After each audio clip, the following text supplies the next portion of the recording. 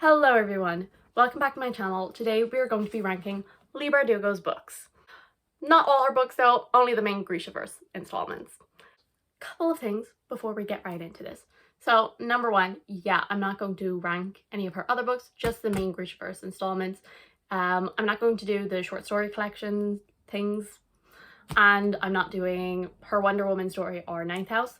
I haven't read Wonder Woman and I have read Ninth House, but while I was thinking about what way I wanted to do this, I was like, I don't think it's fair for me to rank like short stories up against these, kind of like how when I ranked Cassandra Clare's book, that'll be linked down below, I didn't include like the Shadowhunter Codex because that's like doesn't really add much unless you've already read the story and love those characters and like want to know more about the background of the world. So I kind of felt like it wasn't fair to include them. So then another thing, like always, typical disclaimer, these are just my opinions. I actually feel like this is the one that the most people will agree with because I had some spicy takes for like Cassandra Clare and V.E. Schwab. I feel like most people will agree with these, but we are all entitled to our own opinions. If you want, you can rank them all along with me, include the short stories if you want, include all of her books if you want, or just tell me your favorite one that you've read from her, your least favorite. So if you disagree with me, that is fine. Tell me why, but keep it nice. So then one last thing before we finally get into this is if there's any other authors you would like me to rank their books, leave them down below because I really enjoy doing this. This is a lot of fun for me. And I will leave linked all of my previous ones, which is Cassandra Clare, V.E. Schwab, and Marissa Meyer. So if you want to check those out, you can. And then I will say that my next one is probably going to be Alice Oseman. I have read all of her books. I don't own them all physically, but I have read them all. But I'm waiting until Heartstopper Volume 4 comes out in the physical copy so I can reread all of the Heartstoppers because I don't know what order those would be in, but the rest I know what order they would be in. So the first book I'm going to talk about, and in 7th place, is Siegen Storm. I was about to say by Leigh Bardugo. They are all by Leigh Bardugo. This is a lot of people's favorite in the trilogy, and I see why. And like that's kind of why it like pains me to put it here in last place because I also love Nikolai. Nikolai absolutely steals the show in this book. He is the best character in the entire trilogy in my opinion. He's the most interesting and I really, really love his character and we get to see the most of it in here. But aside from that, nothing happens in this book. That being said, it has been a while since I've read the original Grisha trilogy. But yeah, I remember this definitely suffered from like middle book syndrome and it was just like really underwhelming except for the Nikolai parts. Like if you took Nikolai out of this book, it would be like a 1-star book for me. But because Nikolai was there and he's so entertaining and he's like so charismatic, it's like a 3-star book. Everything that made it interesting in the first book, I feel like wasn't in this one. If you know me, I'm not a Darkling stan. That is so hard to say. But I find him interesting in the first book. But I think in the second and third book, I don't think he's that interesting at all. And I don't see why so many people are like, he's the most interesting villain ever. Maybe in the first book, but in the rest of the series, I think he falls really flat. I think Alina is pretty bland. I don't hate Mal as much as everyone else, but I also don't love him either. And like, Nikolai is the only good thing in this book. And besides that, literally nothing else happens. So then in 6th place is going to be Roan and Rising, which is the 3rd book in the Grisha trilogy. And I feel like this is a lot of people's least favorite, so it is down there, but I actually don't hate this as much as a lot of people do. A lot of people really hate how this ends, and I don't. I think it ends exactly how it was supposed to. Like, yeah, it's a bit predictable how it's ending, but like, it wasn't going to end any other way. It was like 2010s YA fantasy. It came out in 2014. Like, I don't know why people thought it was going to be like anything like mind-blowing. It has the typical tropes and all of that, and it wasn't like a surprise ending or anything. When I was actually originally reading it, I remember thinking this is actually a lot stronger than the first one. Like, plot-wise, I thought it was moving along nicely and we were getting to the end and all of the stuff, and it was very interesting and it kept you engaged and all of that. But then what makes it lower than like Shadow and Bone for me is the ending, but not the part that everyone else hates. I think that made complete sense to the story and I don't imagine Leigh Bardugo, maybe Leigh Bardugo now would have written a different ending, but actually I don't think she would have. I think the ending makes sense. I'm not going to spoil anything, but like, you know, deaths and who ends up together, they all make sense. I don't get why people are so mad about it. But there's something in like the final conflict, we'll say, and I hated it. I thought it was so stupid, and it's one of my least favorite tropes ever. So yeah, that's why this is kind of lower down the list. It would have been a lot higher, except for that there's that one trope, that one moment in the book that I just hated.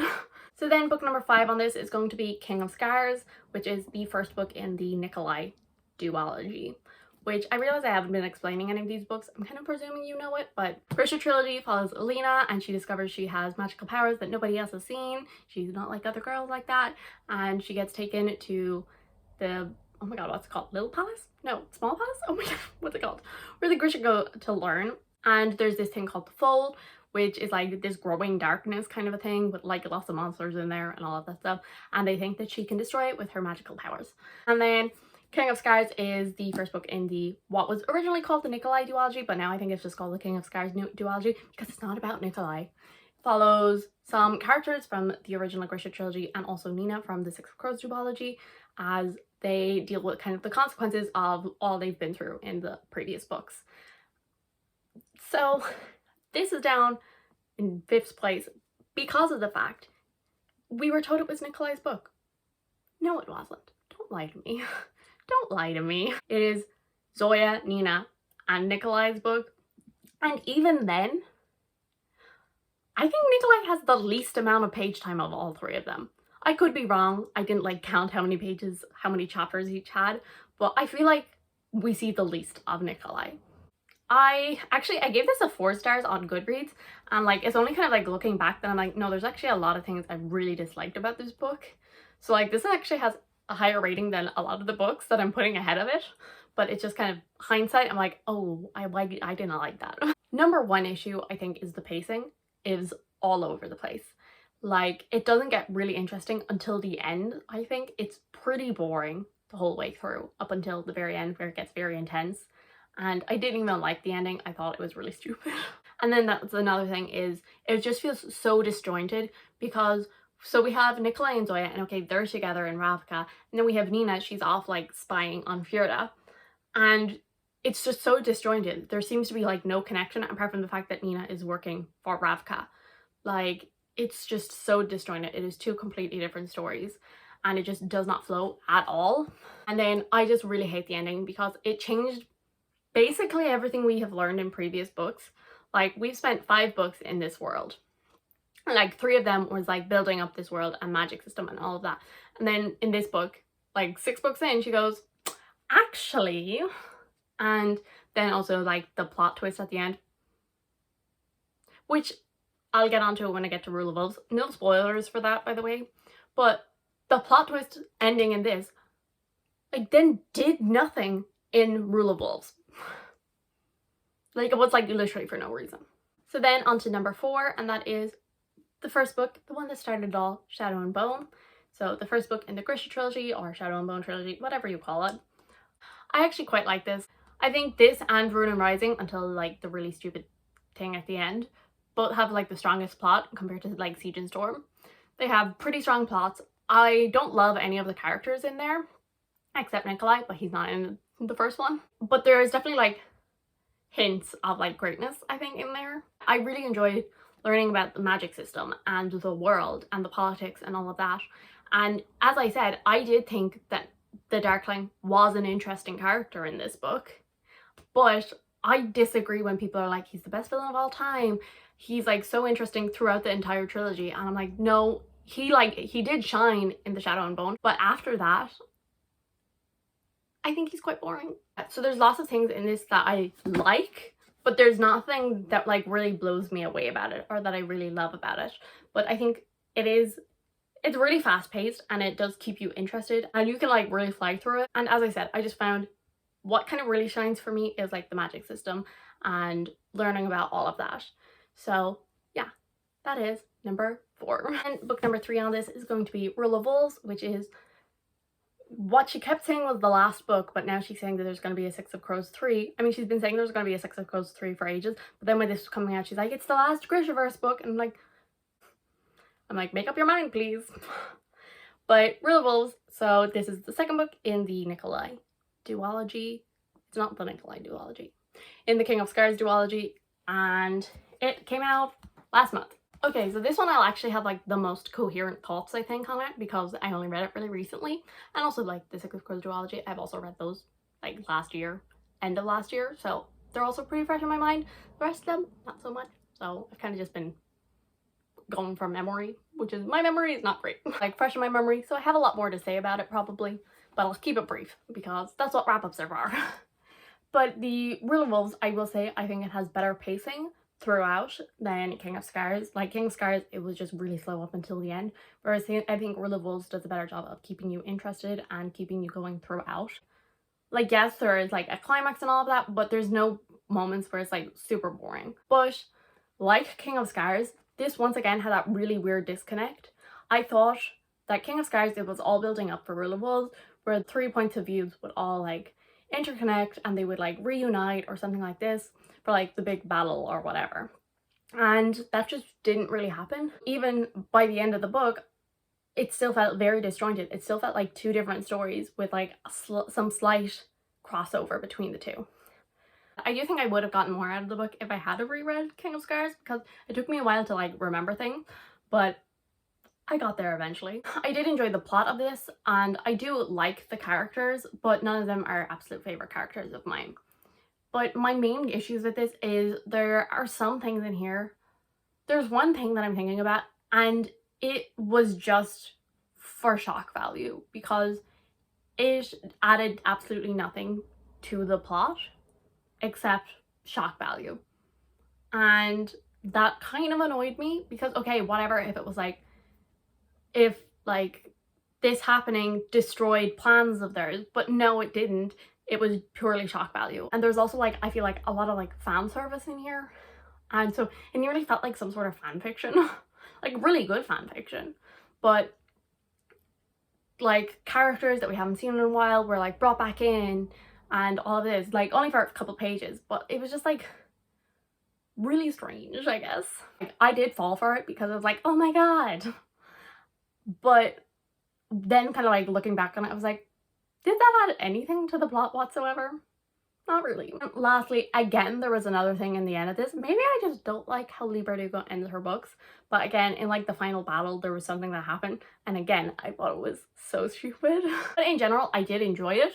And all of these books are like 3 stars. This is like a pretty high 3-star. And then these are kind of like lower 3 stars, like maybe 2.5. But yeah, so they're all 3 stars. So Leigh Bardugo is like a 3-star author for me, because like Ninth House is also a 3-star. Except for the next 2 books I'm going to talk about. And this is what I was talking about when I said that like I don't have very controversial opinions probably when it comes to the Grishaverse. Because I think everyone would put these 2 as their favorite, nearly. Obviously there's a couple of people out there who don't like this and who prefer the Grisha trilogy, but majority of people prefer the Six of Crows duology. And those are of course my 2 favorites. Though I will say that what I put in second, I think, is actually people's favorite book. So in second place, I'm putting Crooked Kingdom, which is the second book in the Six of Crows duology, which this follows 6 misfits as they try to pull off an impossible heist. And I do really love it. I'm basic like that. I do really love it. I didn't love it as much the second time I read it, but I still did really enjoy it. But I will say, I do prefer Six of Crows. I enjoy Crooked Kingdom and I love it. I gave it 5 stars. I will say I disagree. Some people are like, the plot in here is absolutely amazing, and like the 2 of these books, I'm like, no, there's not much plot going on here. It's all about the characters. And I will say in this book, Wylan, who is like my favorite character, he really shines in this book, so that's probably why I like this book a lot. Which Wylan is like nobody's favorite character. Everyone loves like Inej, and like Nina and Jesper, and I'm just here like, Wylan?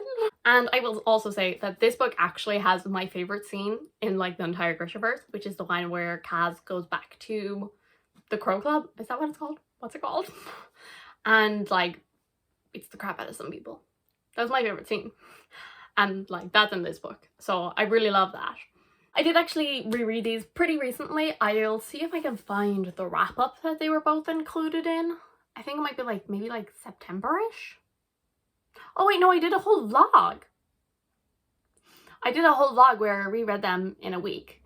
It's a really bad vlog because I was filming it on my old phone, which was like an iPhone 5S because everything else was broken, and so like it's really terrible quality, but I guess if you want to see me react to things, do that. And also I will say the ending of this does actually get me really emotional. It didn't the first time, but on reread I was like, oh no, it's coming. Yeah, I do enjoy this and I enjoy how it ends, and I have very mixed feelings on the idea of having a third book in it because I'm not sure will I love it if I read it, because I think even my reading taste has changed so much. So I read these for the first time maybe like 3 years ago, I think.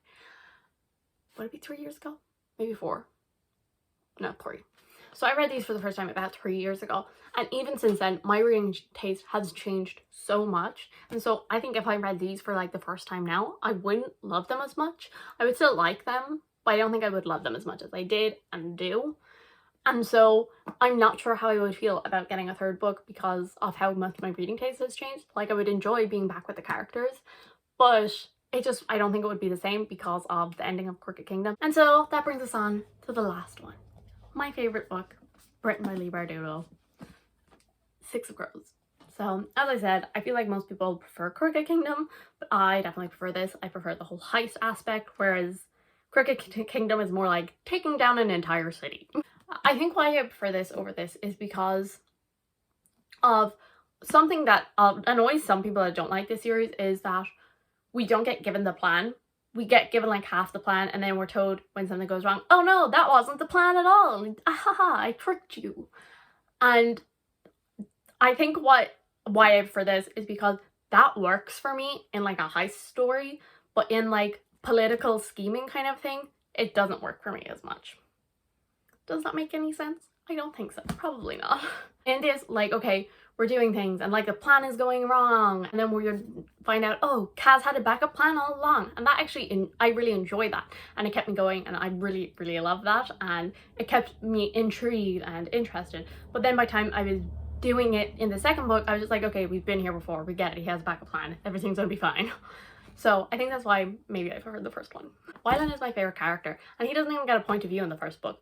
And then I also think I enjoyed the first one more because of learning all of their backstories.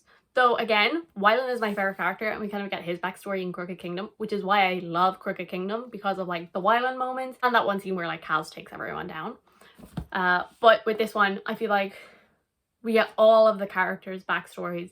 There's that like really great tension between Matthias, and also that tension between like Kaz and Inej, and learning the two of their backstories and how they came together.